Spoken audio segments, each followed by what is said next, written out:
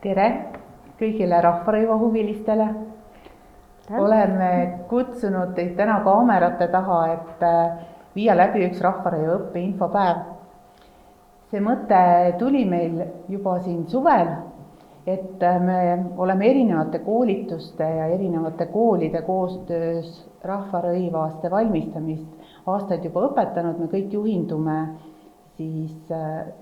kutsekoja kutsestandardist, oleme ise ka selle koostamise juures olnud, et võib-olla oleks paras aeg võtta kokku et mis tasemel ja kuidas meil rahvarõiva õpe praegu Eestis korraldatud on ja kuidas ka rahvarõiva uurimise teemasse tänapäeval suhtuda.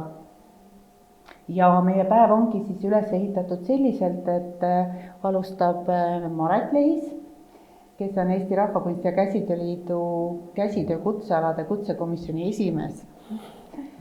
Ja jätkab Ave, Viljandi Kultuuriakadeemia rahvusliku käsitöö osakonna juhataja, pärandtehnoloogia õppekava programmijuht ja lõpetan mina,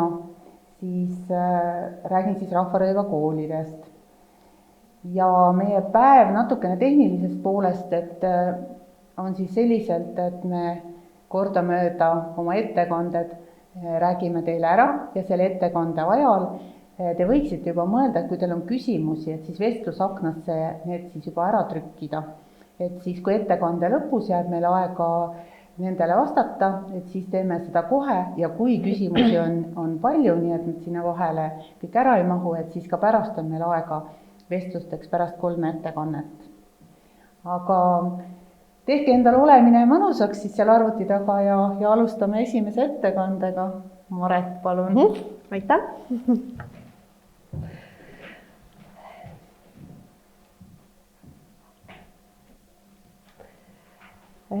Tere, mina olen Maret Lehis. Paljud mind juba teavad, osad võib-olla veel mitte. Olen Käsitööliidu juures käsitöö kutsealade kutsekomisjoni esimees.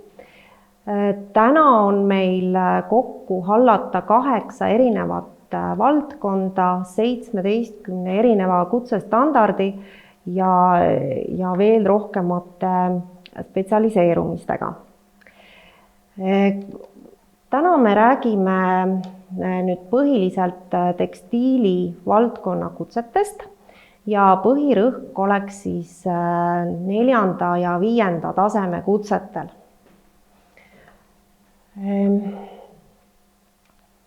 Tekstiilkäsitöölistel on praegu kokku 5 erinevat kutsestandardit. Kõige madalam tase on 3. tase, mis koosneb 2 osakutsest, seal on kangakudujad ja masinkudujad. Et nendel me täna pikemalt ei peatu, et see on selline kõige madalam algajate tase. Tekstiilkäsitööline tase 5 või 4 ja tekstiilkäsitööline tase 5, need on kutseõppe tasemed. Peale selle on olemas meil kõrgema taseme meistrid, tase 6 ja 7. Kui te olete juhtunud vaatama kas kutsekoja kodulehele kutseregistrist, siis seal on kirjas ka nüüd tekstiilkäsitöö meister tase 6 esmakutse. Ja see ei ole Käsitööliidu pädevuses, vaid selle kutseandjaks on Viljandi Kultuuriakadeemia. Läheme edasi tekstiilkäsitööline tase 4. Tänase minu ettekande üheks eesmärgiks on ka tuua välja kutsete erisused, et mida ühel või teisel kutsealal nõutakse ja mida seal eeldatakse. Tekstiilkäsitööline tase 4, see tähendab seda, et seda saab õppida kõigepealt 7 kutseõppeasutuses üle Eesti. Need on Tallinnas Kopli ametikool, Haapsalu kutsehariduskeskus, Kuressaare ametikool, Räpina aianduskool, Olustvere teenindus- ja maamajanduskool ja Narva kutseõppekeskus. või Ida-Viru. 4. taseme tekstiilkäsitööline on siis inimene, kes valmistab tekstiile ja tekstiilist esemeid ja oluline on see, et ta oskab kombineerida erinevaid tehnikaid. Edasi 5. taseme tekstiilkäsitöölisest alates eeldame me, et on tegemist ikkagi iseseisva ettevõtjaga, kes organiseerib oma tööd ja teiste tööd ja ka vastutab, et see vastutuse määr on päris suur. Ja tekstiilkäsitööline tase 5 saab siis õppida 1-aastase jätkuõppena samamoodi kutseõppeasustustes. Mis siin on veel tähtis, on see, et alates 5. taseme kutsest on tekstiili valdkonnas olemas spetsialiseerumised, et ei pea valdama kõiki tekstiiltehnikaid, vaid on olemas 10 erinevat spetsialiseerumist ja nende hulgas siis võib valida kas ühe, võib valida ka mitu, mis hästi välja tulevad, et ei pea oskama kõike. Ja kutsekoolide õpe on siis 1-aastane õpe. Ja täna pakutakse kangakuduja õpet, rahvarõiva valmistamist, silmuskudujat ja tulemas on ka pitsimeistrite, tähendab varsti tulemas ka pitsimeistrid 5. tasemele, kes lõpetavad kooli.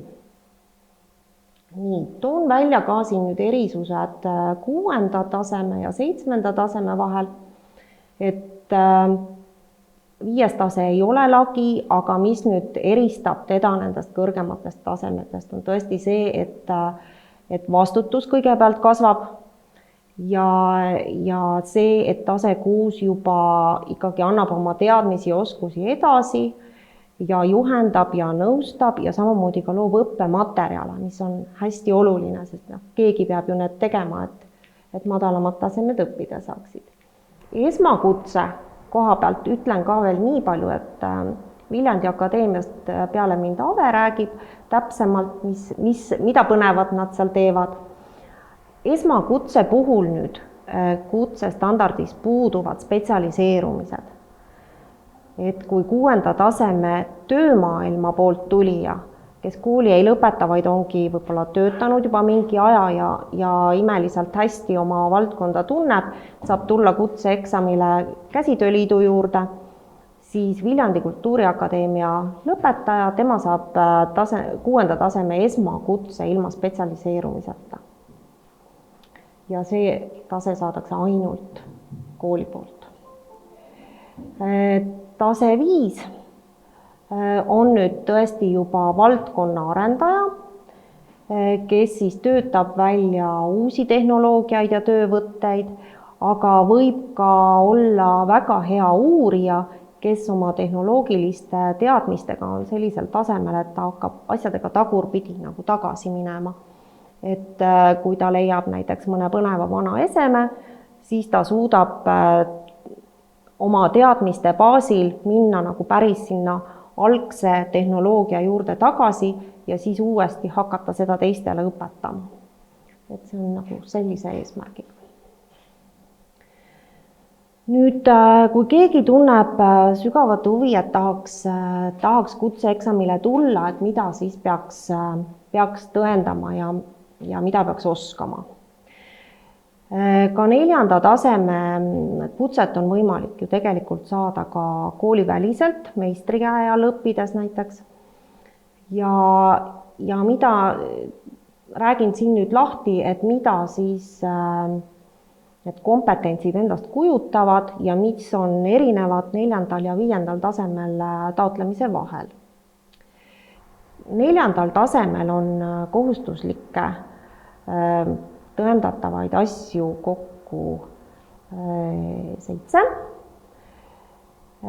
Kui te nüüd vaatate, et siin on eraldi kirja pandud kangakudumine, silmuskudumine, heegeldamine ja tikkimine, siis loomulikult, et inimene ei pea oskama neid kõiki 4 põhjalikult, vaid kõik need tehnikad, mis piires on vaja neid osata, on toodud kutsestandardi lisas 1.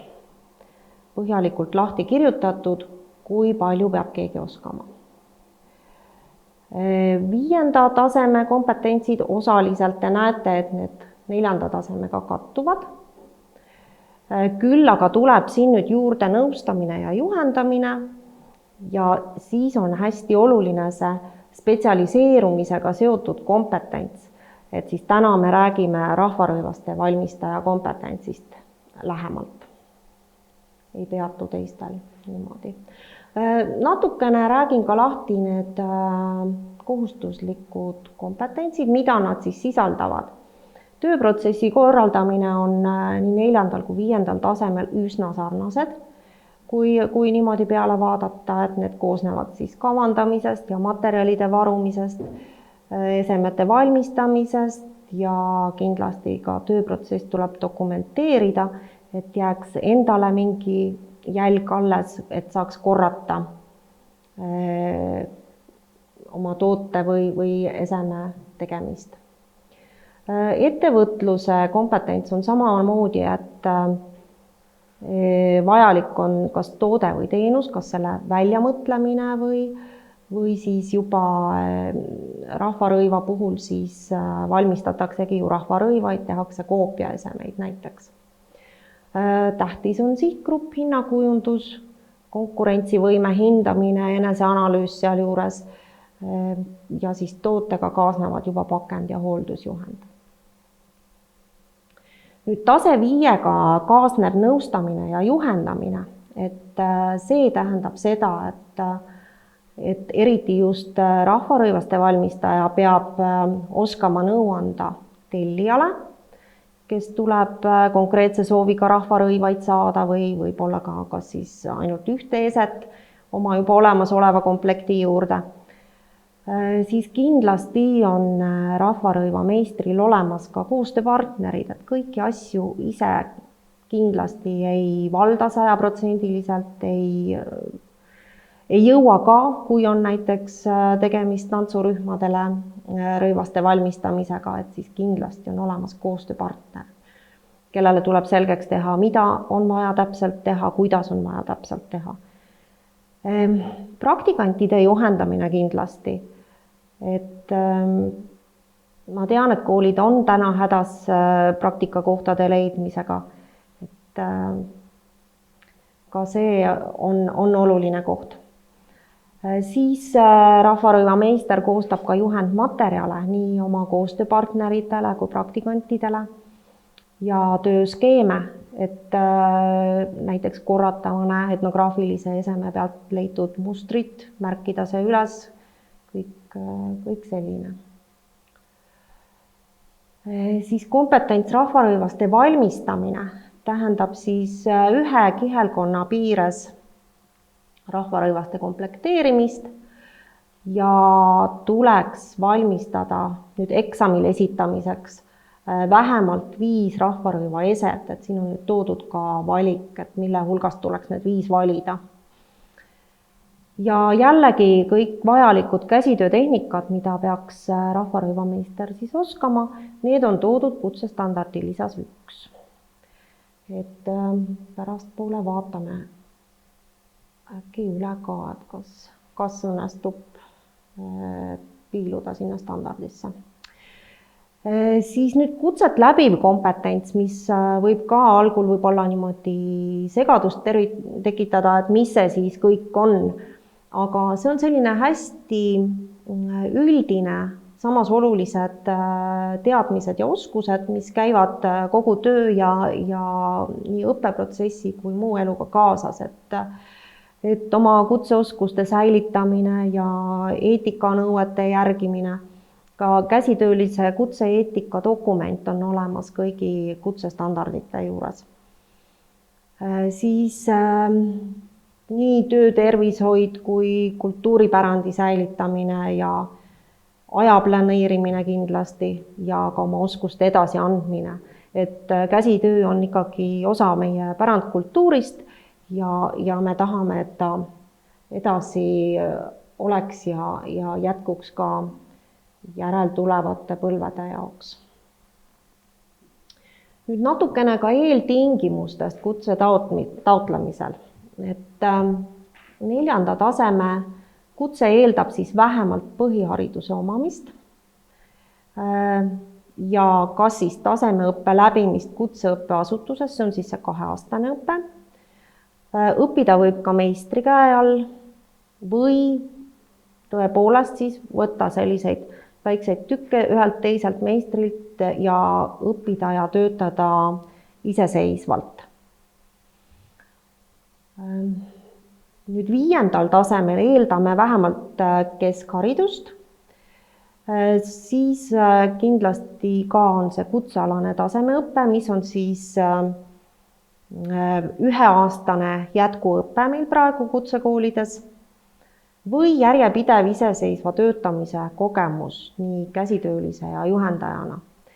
Et need nüüd iseloomustavad 5. taset. Natukene ka esitatavatest dokumentidest, et need on ära toodud ka nüüd nii kutse andmise korras kui ka Eesti Rahvakunsti ja Käsitööliidu kodulehel, et kellel on huvi ja vajadust, siis sealt leiab kõik nimekirjad.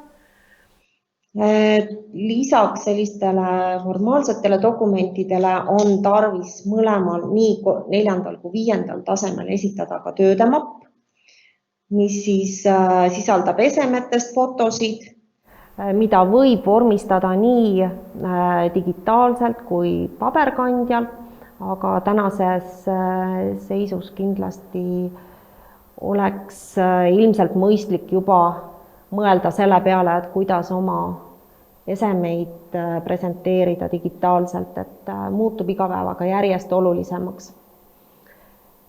Kindlasti loogilise ülesehitusega ja kui on juhendatud töid, siis need peavad olema ka juurde märgitud. Nüüd suur erinevus on kirjalikes töödes. Et 4. taseme eksamitööks me ootame ühe toote või teenuse lugu. Ja siin on hästi tähtsad, et oleks selle toote idee, kust on saadud inspiratsioon, millest on lähtutud, miks on mindud just seda valitud teed, siis tooteteostus, kust on leitud materjalid, milliseid materjale katsetatud on, kindlasti ära rääkida ka see, et mis võib-olla oleks valesti, et seda ei tasu kunagi häbeneda, sest et ka sellised igasugused väiksemad ja suuremad vussiminekud, see on ju areng. Me kõik õpime sellest, õpivad nii need, kes on need tooted ja teenused loonud, kui ka need, kes me oleme teisel pool lauda võib-olla hindamas. Ja kindlasti siis 4. tasemel on vajalik ka ette kujutada seda, et kui mul on nüüd olemas juba see toode või tootesari või teenus, et kuidas ma seda müün, kuidas ma saan selle eest raha, kuidas ma saan selle tootega koos elada. 5. tase, kui me nüüd lähtume jällegi rahvarõiva valmistamisest, siis see kirjalik töö alustuseks peab kindlasti sisaldama põhjendust, kui esitatakse rahvarõiva komplekt, siis miks on esitatud just need esemed, miks on nad niimoodi kokku pandud ja kogu komplekt peab olema kindlasti komplekteeritud muuseumi ja kirjandusallikate põhjal ja arvestades geograafilist, ajastulist ja sotsiaalset eripära, et sellest rahvarõiva valmistamise puhul kindlasti ei pääse. Siis võiks sisaldada ka lõikeid, tehnikaid, nende kirjeldusi, komplekti valmimise lugu, et kuidas siis on alustatud, kuidas on nullist peale hakatud, leitud need õiged materjalid ja jällegi, mis on olnud kitsaskohad, mis on valmistanud raskusi, et see on üks suur eneseanalüüs tegelikult. Samuti 5. tasemel võiks olla siis ka hinnapakkumine näiteks selle lõputöö juures või esitatava töö juures.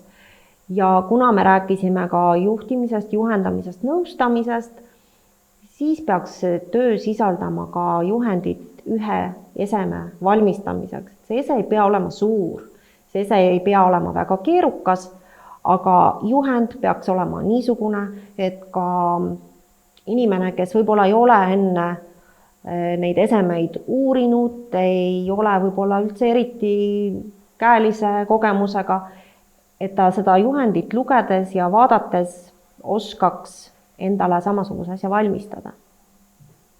Niisuguse mõttega võiks selle koostada.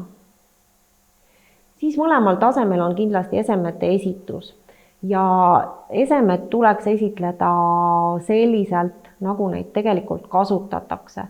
Et 4. tasemel siis, kui on kardin, siis see pannakse rippuma, kui on vaip, see pannakse kas siis põrandale või eksponeeritakse lauapinna peal. Ja kui on rõivad, siis need võiks olla kas siis mannekeni seljas või modelli seljas. Kõige parem on näha neid esemeid ikkagi inimese seljas, kellele nad on mõeldud, kelle selga nad on valmistatud. Kutseeksami hind kindlasti ka huvitab, et kes ei ole nüüd kooli lõpetajad, nendel on need hinnad natukene teised ja toimub kogu protseduur pisut teisiti, siis töömaailma taotleja hind on 72 eurot ja kui soovitakse ka paberkandjal dokumenti, siis lisandub 250. Et sellise summaga tuleb arvestada. Kõik käsitöö kutsealade kutsed, kutsetunnistused on tänaseks tähtajatud, et kui te teete eksami ja see saate edukalt läbitud, siis see kutse teile ka jääb, te saate ainult areneda järgmisele tasemele, et ei pea tulema midagi enam taas tõendama. Et tänaseks on meil seis selline. Siis välja kuulutatud eksamite info ilmub Eesti Rahvakunsti ja Käsitööliidu kodulehel. Selle nädala jooksul tasub sinna piiluda, sest et kuulutame kohe uue eksami välja. Ja kuidas leida infot? Siis kõik kutsestandardid, hindamisstandardid, hinnakirjad, kõik võimalikud dokumendid on üleval nii Eesti Rahvakunsti ja Käsitööliidu kodulehel kui ka leitavad sihtasutuse Kutsekoda kodulehel.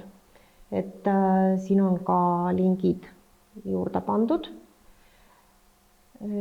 Ja kui tekib teil küsimusi, siis võite julgesti kirjutada minu aadressile maret@volkart.ee ja vastan nii ruttu kui vähegi võimalik on, et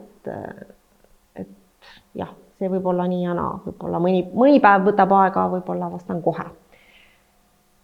Et oleks siis esialgu kõik.